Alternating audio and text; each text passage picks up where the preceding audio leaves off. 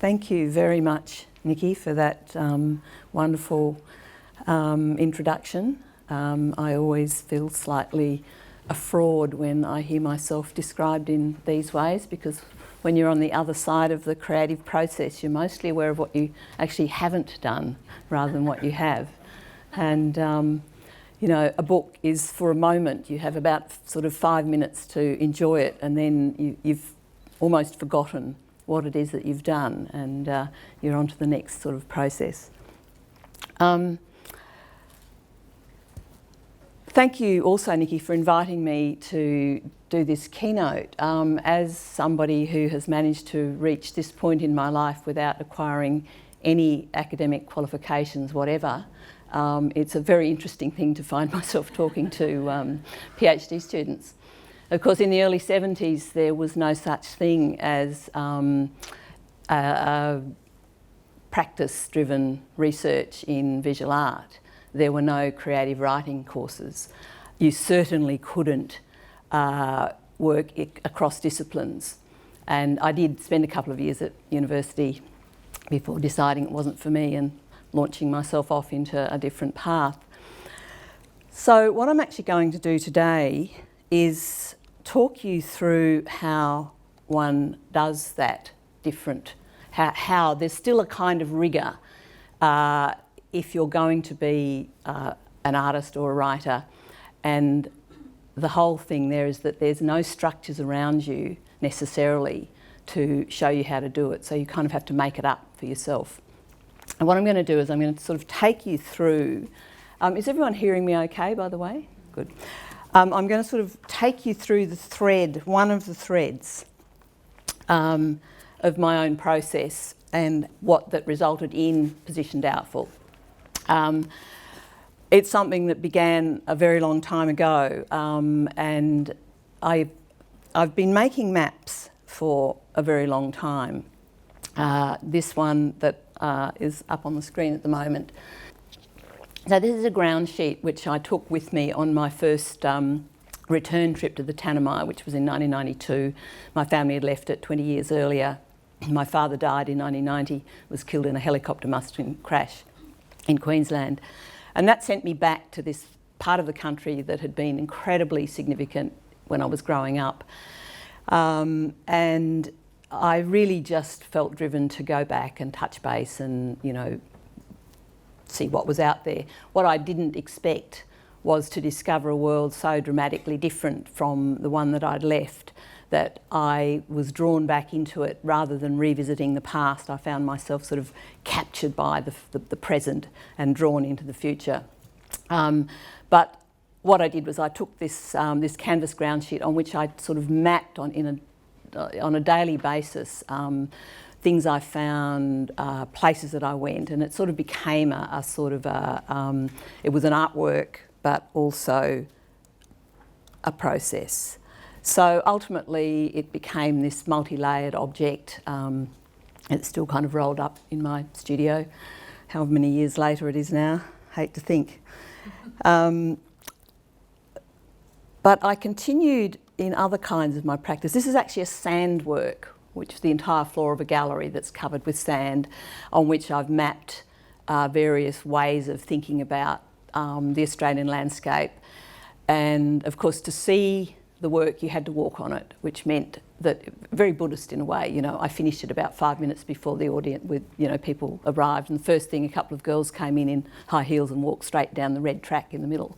I was like, this is what you do, you know. You put yourself out there, you don't know what's going to happen. It was very interesting, people choosing where there was something and where there was nothing, which was the point of it, of course, because often there's something there, but we don't know how to look at it, so we don't see it. And of course, once a few people have walked on it, there's nothing to see anymore. So, you know, that's a pretty obvious metaphor. This was another similar work. This was right at the end. Tester Quincy's performance troupe walked around. You can see that people have been very careful to leave what they can clearly see as these defined areas of images. That's all done in coloured sand, by the way. But I had actually put a great deal of very subtle information between those images, and that went very quickly because people were not able to, they didn't see it, and so it was obliterated. So of course it's a metaphor for how we can, you know, enter country, and how once something has been obliterated, then the people who come after with the best intentions in the world, it's not visible. So by the time I embarked on actually writing Position Doubtful, mapping was, and still is, second nature to me. So this is essentially a mind map of the landscape that this book encompasses. And this is very particular to my process, is using something, mapping it out, the locations, their actual locations, that this is the sort of Tanami region, but each part of the country exists also as a metaphor, and that metaphor often reflects both the nature of the topography itself. I mean, vertigo, for instance, is an area where there's a type of landform that sort of breaks away, and when you stand at the top of it, there's a sense of vertigo. But also it was the place where I first had to confront in myself a lot of my responses to being, you know, right enmeshed in this very dynamic and very confronting Indigenous community, and the sense of vertigo when you discover, you know, some of your own reactions are not what you particularly expect or are that impressed with, and that, you know, so this is again, this working both, you know, with the metaphor and with landscape is very much part of my process. So that's the general location of the maps I'm going to show you and the story I'm going to tell you. It crosses the Territory and WA border. It's the area generally known as the Tanami. It's not square, of course, but you know, back when I made the map, my capacity to manipulate Photoshop was pretty limited. So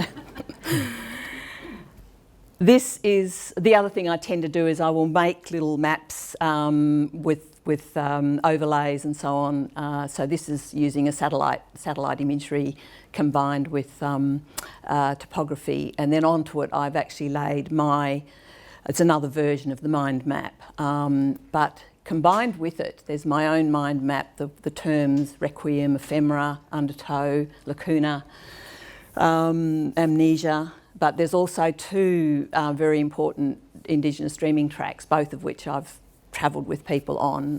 One of them is the Two Dogs Dreaming, which creates the lake system, the Barracu Lake system I'll talk about, and the other one is a Walu, or fire, which comes from the east through to the west. And this has, in a sense, I suppose, is my work always is trying to engage these two processes, this sort of you know, this Indigenous kind of animation of the landscape, very, very visible and very present, of course, still out there, and what, you know, both my background growing up there in the cattle industry, but also my sort of approach to it as an artist and as a writer. So to go back to an actual map, this was the map that my father actually used when he and a ground party were looking for a stock route through from Alice Springs to the Tanami after the canning stock route closed. Back then there were no topographical maps of that part of Australia, so this is actually an aeronautical chart. And a lot of things, of course, were not surveyed on the ground, so there were quite a lot of locations named Position Doubtful. That captivated me from very early on. I always knew that one day that would be the name of something I did, whether it was a body of artwork or a book, because again it carries such a wonderful metaphor. That's the close-up, the PD, McFarlane's Peak PD, that stands for Position Doubtful. The other striking thing about this map, you probably can't read the names there, but they're all European names. There's the Blue Bush Swamp, there's Mount Crang, there's Point Milligan. There are virtually no Indigenous names on this map. So one of the things over the many years that I've been going back, was to create a map and to find out the Aboriginal names for all of those locations. It's ongoing, there's still plenty more, but it's been, you know, the way in which I've found it out those names has often been to visit the country with people. So it's been a way of, again, encountering that, that landscape. And of course it's the bedrock of the stories that have ended up in the book. Up in the sort of northwest corner, that's Lake Gregory or Barracu, and my mapping began out there. I was invited out there by the families who they'd worked as stockmen for my family in the 60s. When they knew I was coming back in the 90s, they invited me to come out and work with them. And this culminated, they actually invited me out there to help them put together a women's centre. But buildings and money have never been my forte, and that didn't sort of really work out. But what did happen was the beginning of this ongoing mapping process. Initially, the idea was to put together the scientific knowledge that was available and the Indigenous knowledge. The map became the obvious way to do it because everybody can read a map. And it was based on the fact that Jim Bowler had been going back out there. He had identified that area as an equivalent to the Mungo Willandra Lakes, but as a living system that was reactivated when the monsoon sort of strengthened. So we invited Jim back and we made a trip around to all these locations. And the idea was to go out to sites, people were sort of remembering places that their grandparents had talked about, that they'd camped, and you know, places they'd been to when they were kids and so on. Family names, that was always, you know, incredibly important. Which country belongs to who, that's sort of embedded in the map. A lot of this was in, you know, people's common knowledge, but was not recorded in a way that was accessible. So that it became this process, and people also making decisions about how they wanted that country to be managed and who could visit it and so on.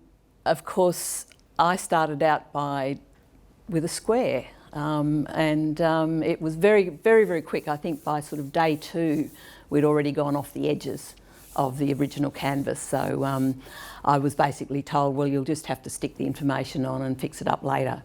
So ultimately, this map is now about 4 metres across and about 3.5 wide. So this is the other point, of course, when you go out and map country with Aboriginal people, the square doesn't cut it. The other thing that emerged, this is a painting. This is actually obviously a copy with the names put on it, but when we'd done we'd created the big topographical map, one of the senior elders brought a painting out that she'd done, and it's actually of the same area in the dry times with all the soak waters marked on it. And she sat down with me and she said, I want to put all the names on this, you know, we need to remember the names. And the ones she couldn't recall, she said, get the big map. It'll be on there. And what I then realised was that her version was an embodied version, that although the way it's laid out is much harder to read from, you know, when you're used to sort of European topographical mapping, in fact, everything was in exactly the same relationship to everything else. And so her map she carried sort of in her body as a sense of what was where in relation to the other places. So once I understood that, we could very easily identify from the names on the map that we'd taken out what was what on this painting. And for me, it was that moment, that sort of where 2 conceptual systems come together. And it's probably one of the key moments that I've, in a sense, never recovered from. You know, you have this sort of binocular way of experiencing.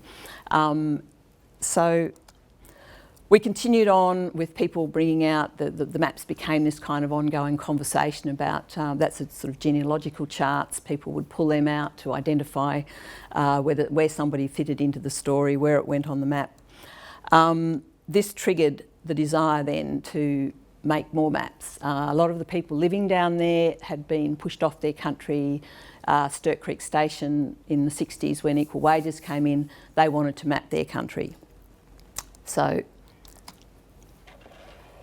my process at this point, I'd started to evolve it a bit to decide, well, let's find out first where people want to go so that when I make the original map, you know, we've actually covered the ground. because it was along a river, it sort of, I thought I'd got everything onto it that I needed, but it didn't quite work out like that. But so this is consulting with people where they want to go, what they want to do. The initial process for me, I didn't have the capacity, I didn't have the tools to project, so it was a case of gridding up a fairly small example of the map, gridding up a canvas, painting the canvas with the details of the topography, and going from there. Although I now can project, the projections are actually less accurate than this process, but this is very, very kind of labour intensive. So we went up there. One of the key stories that people talk about was a massacre that happened in the 1920s, that they had not been told when they were young, and it was when the final, just before, not long before he died, the man who'd witnessed it, the survivor who'd witnessed it as a child, told them. So the story was sort of recounted and reactivated, and it became a really important part of that trip back to Sturt Creek. This is people lined up. It was, giving their testimony, going out to a location, saying, "This is what we were told happened here. This is our testimony." But many other things were put on the map, including places where people were born, what they saw as sacred sites, various streaming tracks. So, of course, for me, this is just an education on the ground, this kind of rolling experience of people just telling you stuff, usually shouting at you and poking at you with sticks and saying, get it on the map, and you're just getting it down, and then, it's not till it's done you step back and think, wow, what a journey that was. But of course I still didn't quite get it all on, I still had to add a bit on top. And I have not yet managed to just stay inside the square. I've made a few of these maps now, but those are two of the senior sort of elders for that area, two astonishing women that I work with a great deal. When we put it up and celebrated it, and this is also part of the process, we'd map, then we would sort of put, when I say completed, they're never completed because of the way we make them. People can continue to annotate and add to them and so on. But, at the end of the trip, people like to sort of mark that it's happened. So the kids they were painted up, they were shown one of the dances. They get taught on the spot. There's none of this sort of practice beforehand. You get hauled out and taught on the spot, which is, of course, how things used to happen. Anyway, having done that, we were by this stage identified up there as map makers. So when the Canning Stock Route art project happened, I think it was 2006 and 2007, they were planning it. We were invited to make a map as the contribution to this massive project, which was to map the entire Canning Stock Route from the point of view of the Aboriginal people. So this is actually the area. It's two pastoral leases. It's also an Indigenous protected area, and the stock route sort of runs through it.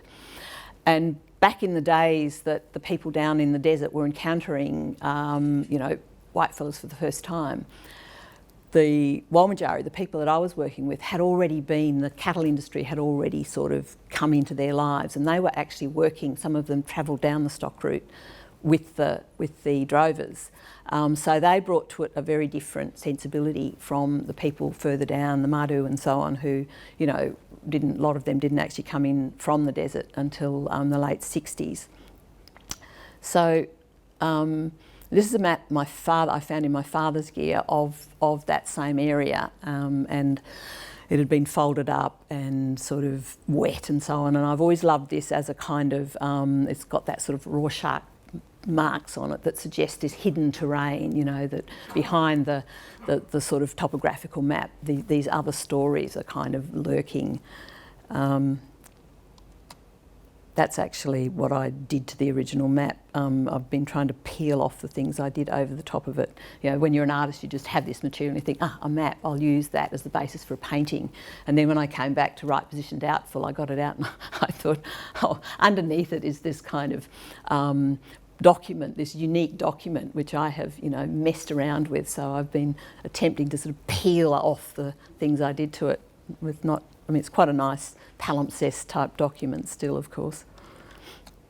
So we set out to map our part of the stock route, and Julie ended up with something that fell between a map and a painting, because all the other, there was some of, you know, Australia's foremost desert painters were, you know, creating work.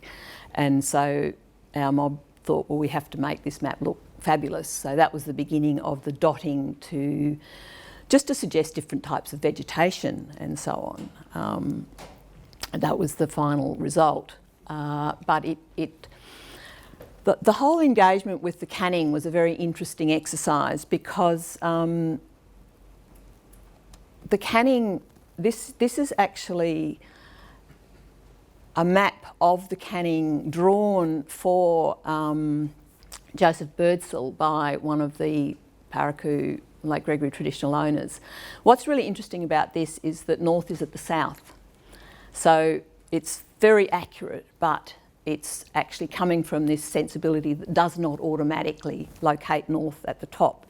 It's again, you know, you map from where you are standing. So my guess is that, you know, he was near Lake Gregory and looking south and mapping it out, talking to Birdsall and saying, okay, well, you know, this and this and this is what's there.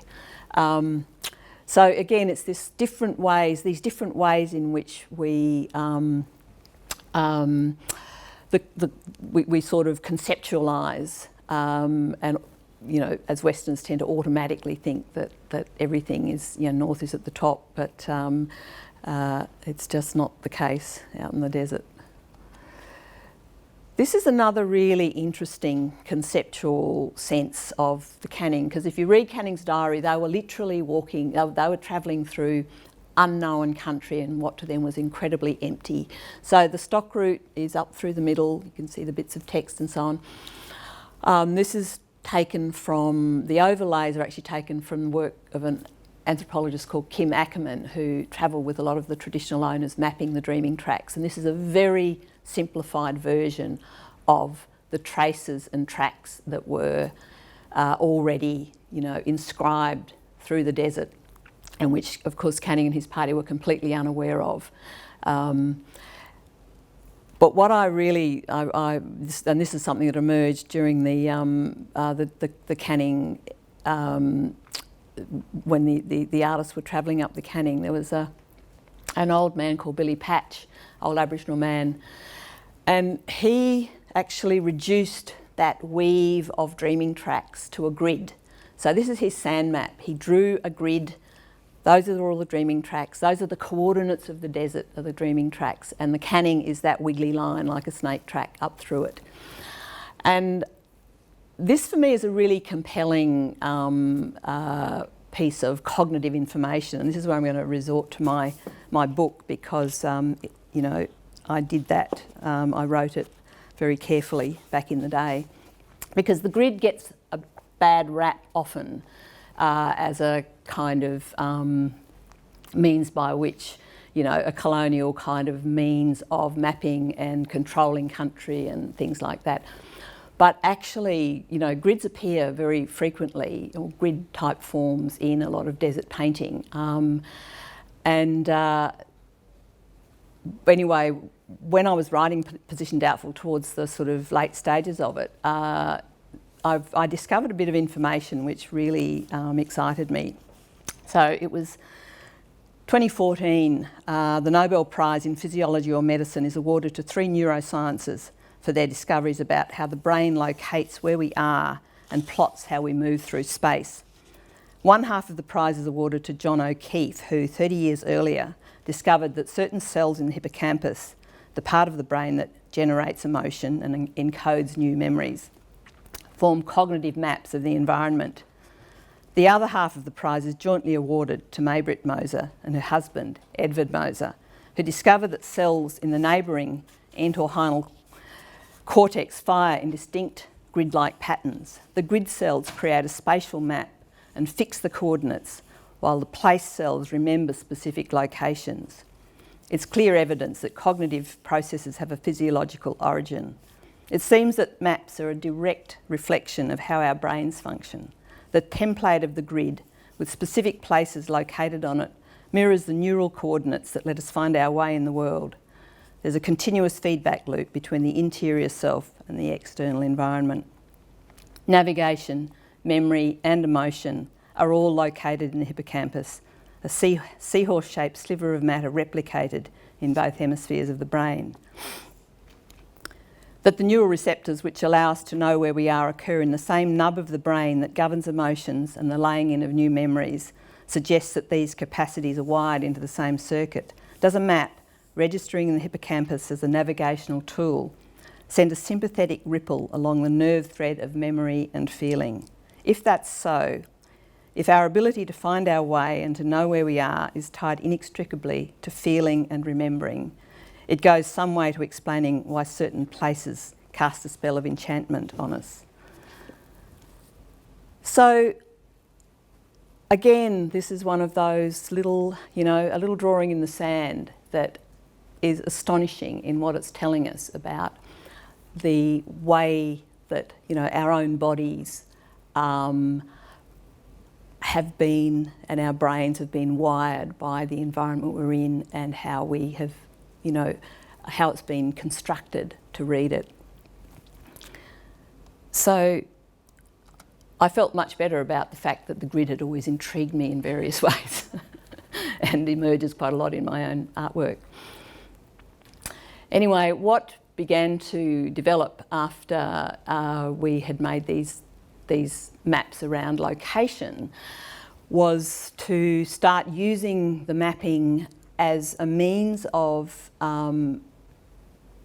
talking about land management. I'd been watching, by this stage I'd been going out there for some years, and I'd been watching various sort of scientists and government people coming out, talking to the Aboriginal traditional owners, going away, lots of good feeling on each side, and in the end nobody had a clue what anybody had said to anybody else. There's cross purposes that just went on. As soon as you got out a map, everybody was at least starting from the same point. They became, there was so clearly where you had to begin. You located everybody in the same place, and then you actually had something to talk about. So there was quite a lot of conversation around fire management. People were not burning the way they had done when they were walking around the country all the time. This is she's a senior elder, and I mean they're all pyromaniacs, these old girls who go out bush with them, and this, just smoke's going up all around you. It's often quite confronting the first time whitefellas go out with a group of Aboriginal ladies and go hunting and find themselves, surrounded by a sort of roaring spinifex fire. Anyway, we decided that we would map fire scars. We'd go back. There's a lot of information. There's on a sort of Firewatch website.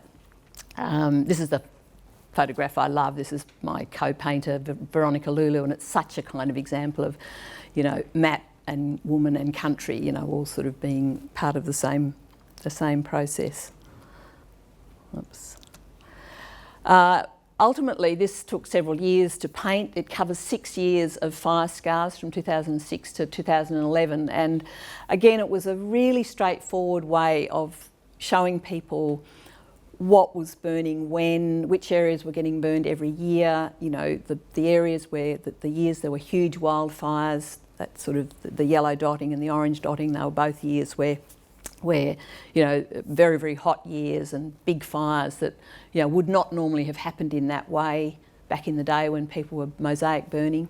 So it's become, the other thing I guess that people love about these sorts of maps is that they look fabulous, They have this really specific, in this case, very specific information, but at the same time it's just this kind of aesthetic object. It's about 2.5 by 2.5 metres.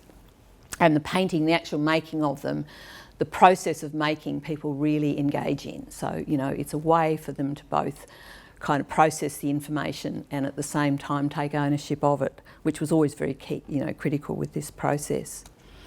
So we mapped fire, we mapped water. it was always a good excuse to get out on country, you know. So what happened was, again, people began to say, well, we want to paint our section of the country. It was a way of dispersing some of the tensions that always emerge around whose country it is. Then in 2008, Jim Bowler came back and again, he'd made several trips back by this stage, had convinced Mike Smith that there was a site, that there was, you know, it was really worth looking at this as a, you know, how long the kind of occupation had been. So this was a cliff face on at the edge of a creek.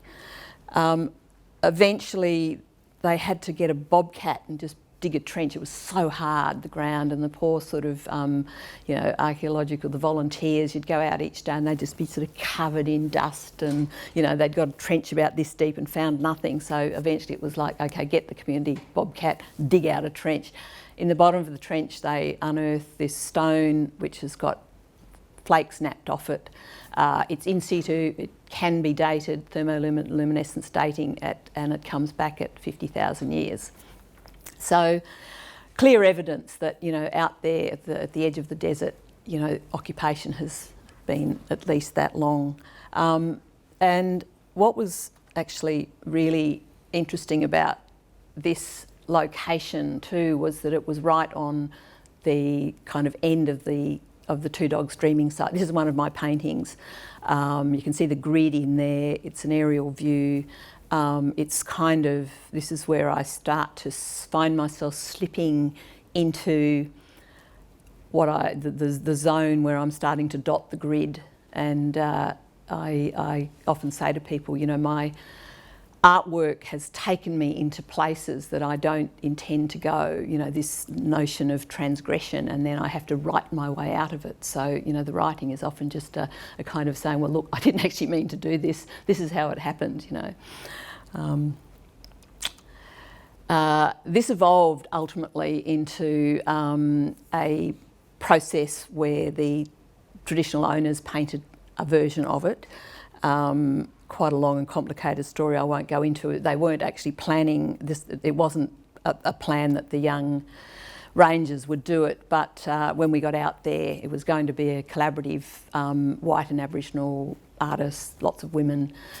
When we got out to the site, the senior women said, this site is a men's site, women can't even go down to it. You rangers, you know, none of them except the guy in the middle were artists, you have to do it. And it was just one of those, again, one of those moments where something, you know, you go in with a plan and the plan gets completely sidelined and something far more powerful and interesting and important happened.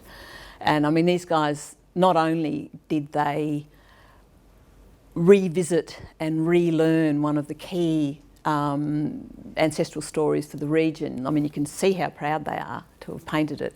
Most of them had never used a paintbrush.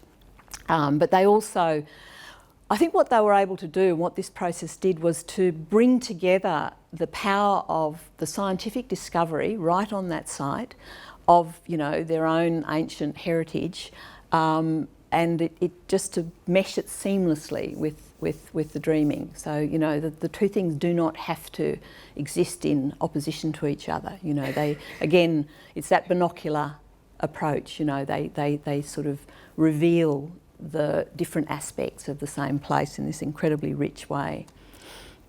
Then, you know, that teaching process was brought into the school with the kids. We would, this one is actually teaching them the names of the plants and animals around the lake. So this was drawn up. I usually do the initial topographic projection, then some of the women paint the underlay, and in this instance the kids then each got a little panel to paint. Language is also being brought back. A lot of the parents of these kids were taught in the nearby mission school, and it was, you know, there were 6 different language groups there, so one language was chosen to translate the Bible and to teach in, and it was Gugaja, not Walmatjari, which is, you know, these lake people's language. So we were using this process for the kids to at least learn the vocabulary for their plant, their own vocabulary for their plants and animals in this process. So put together, that's in the library at the school. It's just a gorgeous object. We also got to use it as the cover of a book that was about desert writing. The kids themselves actually got to do some of the, tell some of the stories that ended up in the book. So it's this kind of process that keeps feeding backwards and forwards between cultures, how to sort of draw on what is there, embedded in country, embedded in their knowledge, and find ways. In fact, I'm writing an essay at the moment, and there's a woman, Pitjantjatjara woman, who said beautifully, it's finding new ways to tell old stories in a new world. And I thought that's such a, it's such a lovely way of putting it. So my own practice continues to sort of negotiate through this and be influenced by it. And, I'm best known now as a writer, but actually, art, without that, I could not do what I do. I think my art practice is what made me much more able to engage very directly with Aboriginal people, apart from the fact that I did have a relationship from my childhood. But the brain wiring is definitely different, when you're a visual artist. And also, writing doesn't actually mean much to people that don't, even the most literate of the people I work with, they might read a government document, which of course makes them decide that reading's not a worthwhile occupation anyway. Whereas art makes sense, lots of people do it, they make money from it, they're painting their country, all of that. So this is actually one of my works that tries to navigate between Western and I'm always very consciously avoiding that, deliberate Indigenous process, but it infiltrates. Once your way of relating to the country has been kind of so profoundly influenced, you just find yourself in this space where you do read the country in a very different way from that sort of, European tradition. Also, it still allows the playing with metaphor. There's the grid. The grid is broken up by the cracked clay that happens on the big sort of, that country out there, all the waterways are ephemeral, they're breaking up. This is my version of a big salt waterway and also a freshwater watercourse that became reactivated. And so, this is the process that I go through in order to then work out. I start by analysing and writing it down and teasing it out. That's where the language comes from. So the experience, the engagement through the visual art is the beginning of the process, and the writing comes later as I try to tease out in words what this process allows me to do. You sort of can avoid the intellect. You go to it in a different way. I did write down, and where of course it takes me to, mapping occupies the space between art and writing. So this is art, but it's on the verge of mapping, as you can see. So it's that sort of utilising all the different strands of my practice in a way that has just become how to be in the world, I suppose. Each thing dictates what happens next, and each process requires something. Some things you can only do by, this visual art process. Some things have to be mapped. Some things have to be written. They all do something different, but the story they're telling is all part of the same story. This is actually, it's another of my ground sheets which I had completely forgotten that I had taken, and I found it towards the end of the process of writing Position Doubtful, and it was when I could actually unpack things. I'd been, as an artist, but also mobile, you tend to do what you can. I developed, when I was travelling out bush a lot, I was doing little tiny watercolours. I couldn't do anything else. Finally, I ended up where I had a big studio. I could unpack things that I'd done years ago. I found this. It's also about nearly 3 metres by 2.5 metres. It's an early ground sheet. For the first time in years, I'm able to unpack boxes and crates of old or unfinished work. And in one of them, I discover a stained and folded canvas with roughly hemmed edges. It measures 3 by 2.5 metres and has been primed and stained with a thin wash of bitumen. Ancient hornets' nests crumble from the creases, spilling their contents of dead grubs, and the fabric smells of mice and earth and faintly of gum turpentine. I recognise it as a ground sheet I'd made from heavy cotton duck canvas and taken on the first and second Tanami trips. At the centre of the canvas is a clay-coloured imprint of my body, framed by the oval shape of a coolerman.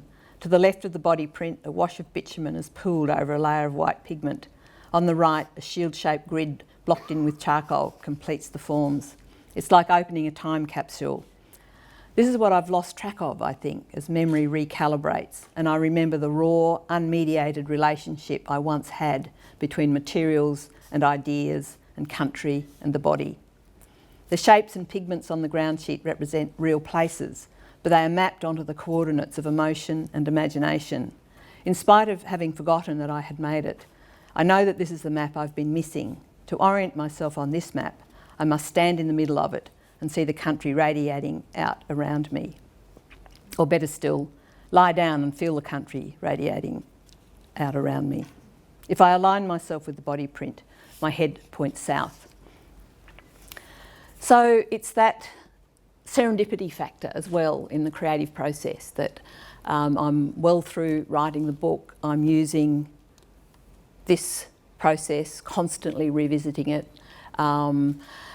I've got my metaphors, I've got my landscape, but suddenly it's that being pushed back into this and remembering, that physicality and that whole other way of engaging with it. And in the writing of the book, knowing that that is what was going to speak to people.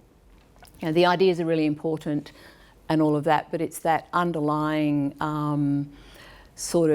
I think, to be able to articulate the emotion, the impact, the sort of unmediated relationship with the country, that was the thing that would speak.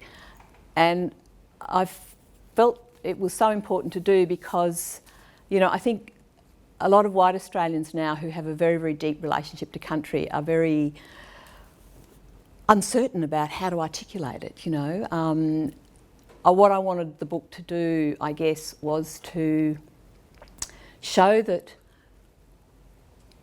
and to say it's okay, we have this feeling, we're entitled to it. It does not have to disenfranchise, Indigenous people's relationship to country.